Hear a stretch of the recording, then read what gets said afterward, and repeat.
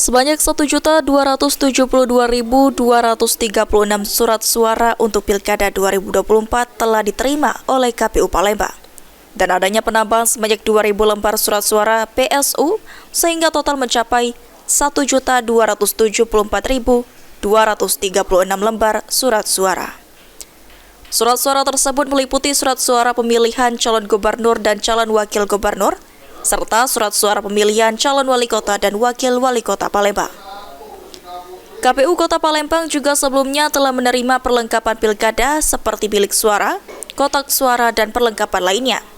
Setelah diterima untuk proses sortir dan lipat, surat suara akan dilakukan pada tanggal 1 November.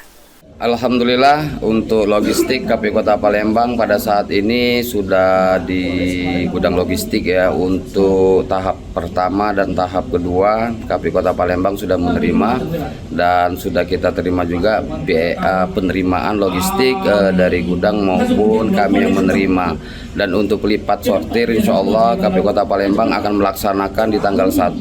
Sekalian kita akan mengepak dan menghitung, apabila ada kekurangan maka kami akan laporkan ke KPU Provinsi. Nantinya apabila ada kerusakan atau kekurangan surat suara saat proses sortir atau lipat, akan langsung dilaporkan ke KPU Provinsi Sumatera Selatan. Eki Saputra, PAL TV.